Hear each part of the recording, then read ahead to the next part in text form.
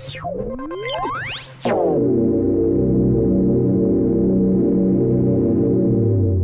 is your weekly report on corruption in the Philippine government.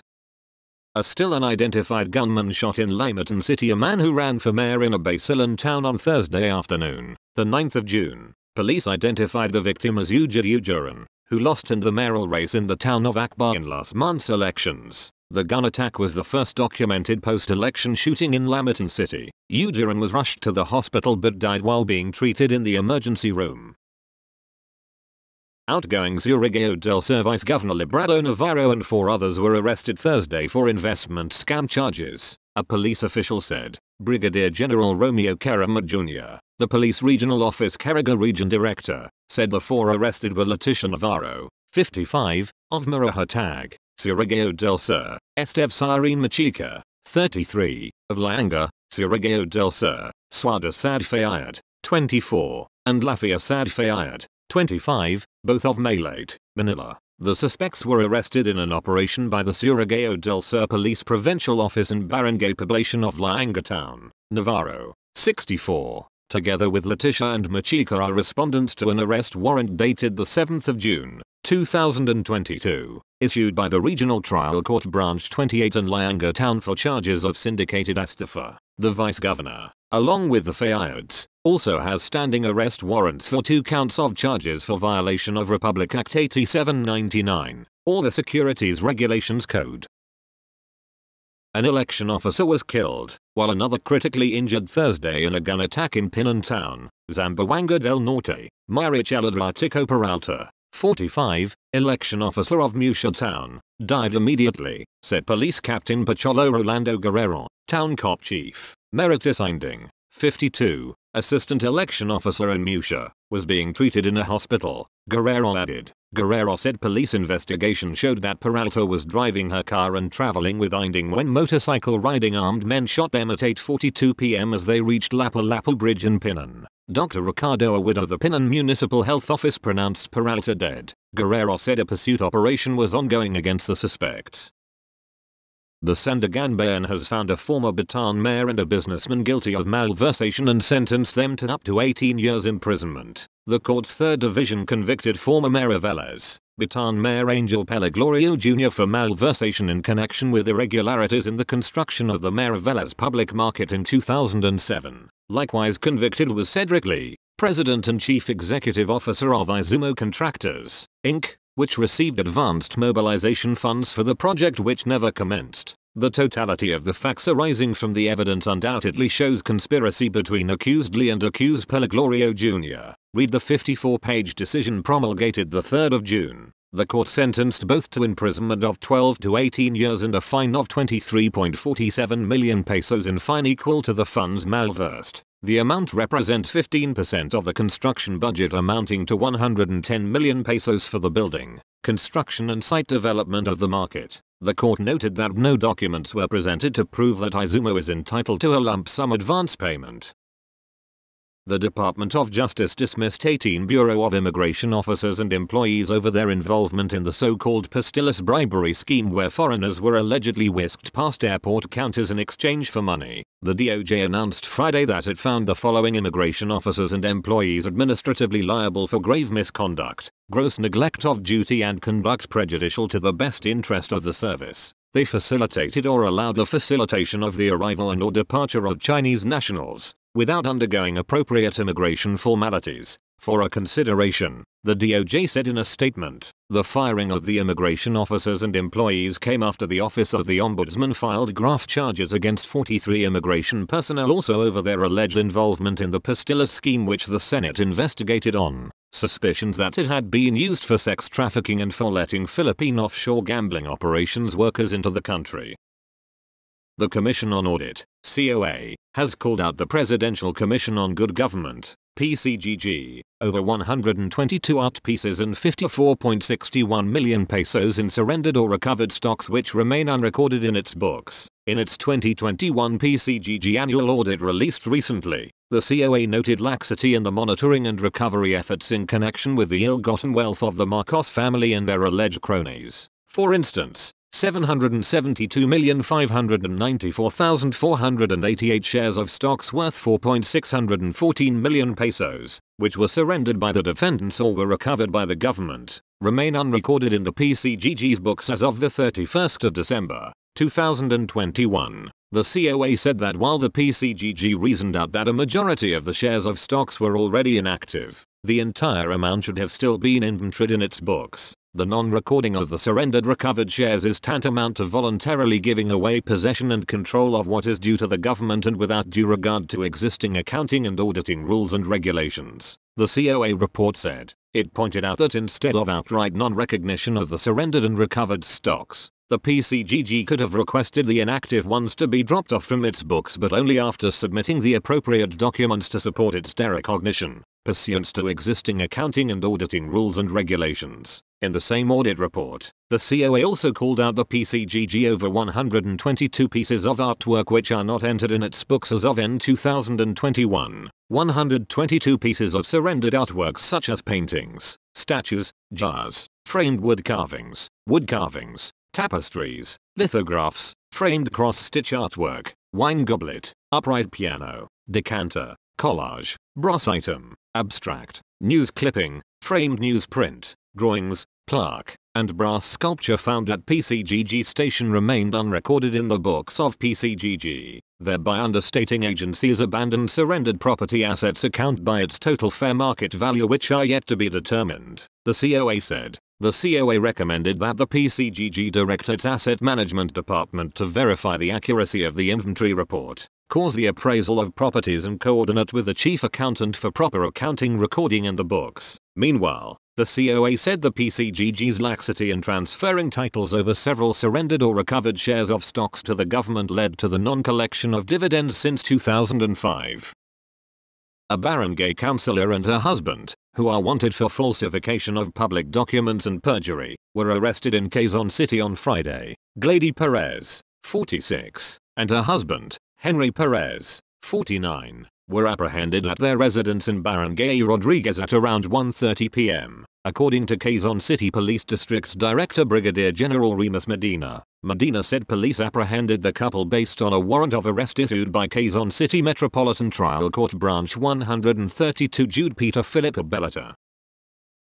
The Office of the Ombudsman, OMB, has ordered the dismissal from government service of 45 officials and personnel of the Bureau of Immigration, BI, over their alleged involvement in the Pastillas extortion scheme. In a 143-page decision dated last the 21st of March, the OMB found them administratively liable for grave misconduct and conduct prejudicial to the best interest of the service. In case the penalty of dismissal from service can no longer be served due to respondent's separation from public office, a fine equivalent to 1 year salary shall be imposed. Nevertheless, all accessory penalties of dismissal from service shall apply, the OMB said. The Department of Justice, DOJ, in resolving the administrative case filed before it, issued a resolution last Friday, the 10th of June, that also ordered the dismissal of 18 BI officials. DOJ Assistant Secretary Neil Vincent Mbento earlier said the 18 BI officials and employees were found liable for grave misconduct, gross neglect of duty, and conduct prejudicial to the best interest of the service. In relation to the so-called Pastillas scheme, Bento said those dismissed facilitated or allowed the facilitation of the arrival and or departure of Chinese nationals, without undergoing appropriate immigration formalities, for a consideration.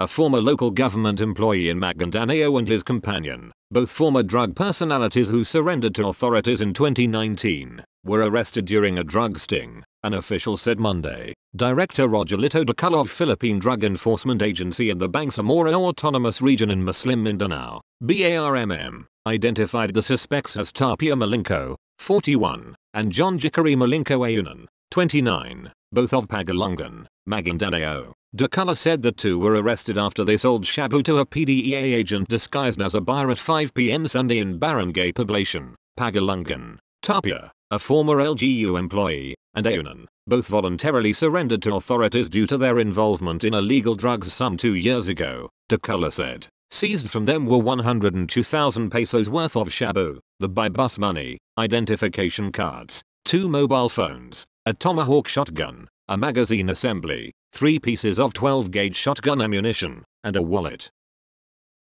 The Commission on Audit, COA, has flagged the Philippine Information Agency, PIA, over a 206.304 million pesos discrepancy on the value of its property, plant and equipment, PPE, from what was declared in its books as compared to the physical inventory. In its 2021 annual audit report, the COA noted that based on PIA's books of accounts of general ledger as of the 31st of December, 2021, its PPE has a total value of 420.128 million pesos. However, the COA noted on the report on the physical count of PPE as of last the 31st of December, there was a balance of only 237.102 million pesos, hence a discrepancy of 206.304 million pesos from its books. The audit body said this could mean that some PPE were missing or unaccounted for, or that they were erroneously evaluated or classified. The largest discrepancy was in office equipment, which was valued at 119.768 million pesos, but the physical count valuation only yielded 15.388 million pesos, a difference of 104.380 million pesos. Meanwhile, the value of other machineries and equipment was declared in the books to be at 26.20 million pesos, but the physical count report only amounted to 2.852 million pesos, a discrepancy of 23.168 million pesos. The COA said the discrepancy between the PIA's books and physical inventory report has been a recurring adverse observation since 2017, but the agency did little to address the issue. A police investigator of Iligan City Police Station 4, ICPS 4, based in Barangay Tambacan here was shot dead on Tuesday afternoon. Police Major Zandrex Panalong, spokesperson of the Iligan City Police Office, said Police Senior Master Sergeant Rule C. Vacal 42, ICPS 4 Chief Investigator, was traveling home past 2 p.m. on Tuesday in Barangay Santa Elena aboard his motorcycle when 2 motorcycle-riding gunmen flagged him down in Puric Violeta Orellana in Barangay Tubad. One of the men then shot Vacal in his abdomen thrice before fleeing. Vacal was rushed to nearby Mercy Hospital where he was pronounced dead. Panalong said they are still investigating the possible motive of the attack.